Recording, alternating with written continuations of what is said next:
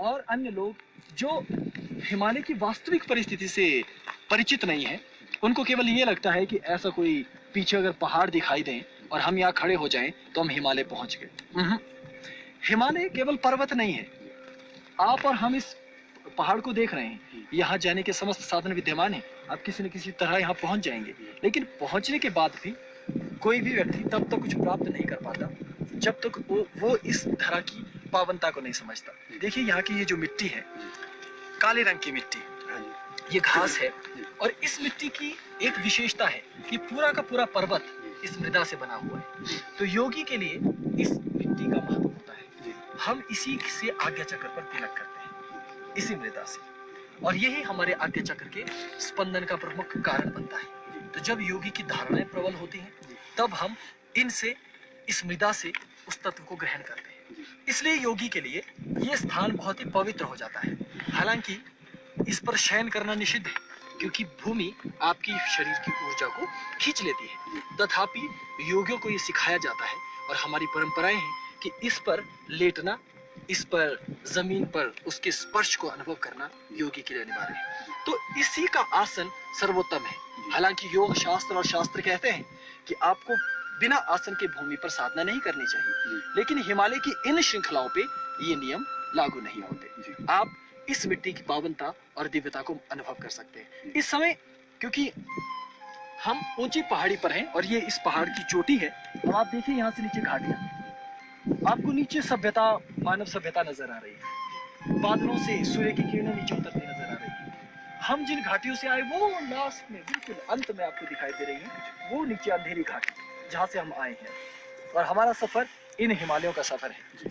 ये जो आप पहाड़ देख रहे हैं हल्का सा, जहाँ धुंध छाई हुई है, यहाँ से इसी पर्वत के ऊपर से जाते हुए क्रमशः वहां से हमें बाएं मुड़ते हुए उस पहाड़ पर जाना होता है। उस पहाड़ से फिर आगे क्रमशः जाते हुए वहां से आगे फिर ये हिमपात वाली जो ये आपको हिम से आच्छादित जो शिव श्रृंखला दिख रही है, ये हमारी मुख्य स्थली, साधना स्थली है। तो इन साधना स्थलियों को इसलिए चुना गया क्योंकि एक तो यहाँ कोई मानव सभ्यता नहीं है, और दूसरी बात कि वहाँ एक ऐसा क्षेत्र अब शुरू हो जाएगा जहाँ सन्नाटा है।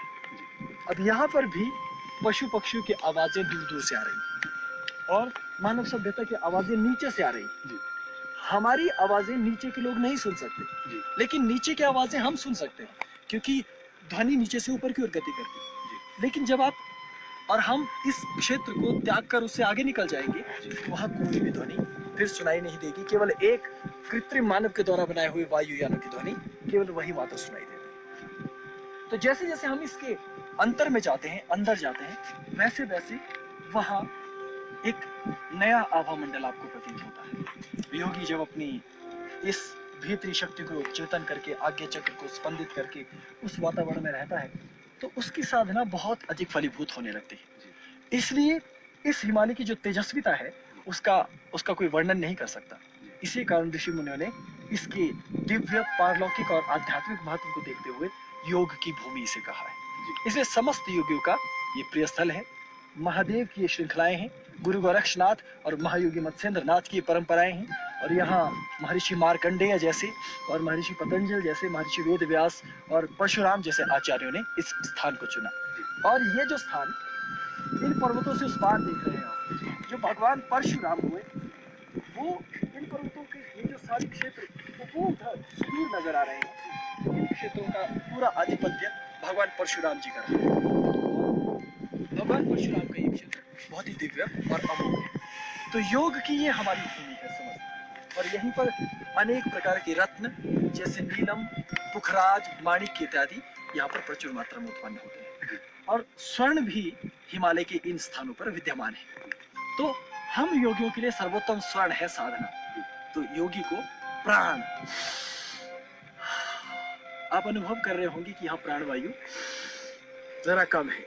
जैसे जैसे हम हिमालय की ऊंचाई पर पहुंचते हैं, प्राणवायु की मात्रा कम होती जाती है। तो योगी को रेचन, कुंभक, रेचन, इन सब में उसकी कुशलता होनी चाहिए, और जब ये कुशलता बढ़ जाती है तभी वो हिमालय के इन क्षेत्रों में गति कर पाता है। और गुह्य सूत्र ये है कि हिमालय के इन क्षेत्रों में योगिनियां रहती हैं, क्षेत्रपाल किन्नर रहते हैं, ऐसा तंत्र शास्त्रों का मानना है।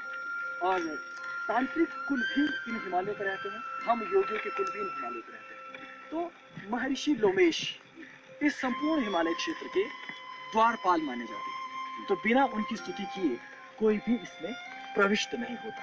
तो जब भी हिमालय पर जाना है तो प्रथम नियम ये है कि हम हाथ जोड़कर ओम श्री गुरुमंडलाय नमः और ओम महाहिमालयाय नमः और ओम श्री महर्षि लोमेशाय नमः इस प्रकार से उनकी स्तुति करते हैं। और फिर माँ योग माया माँ पार्वती का ध्यान करते हुए, क्योंकि वही दिन कन्या गिरिराज उनकी पुत्री है और वही हमारे कुल को संचालित करने वाली माँ परम्बरा शक्ति है, उन्हीं का स्मरण करके योगी महादेव की भांति ही स्वयं को योगी मानकर साधना को आगे बढ़ाएं।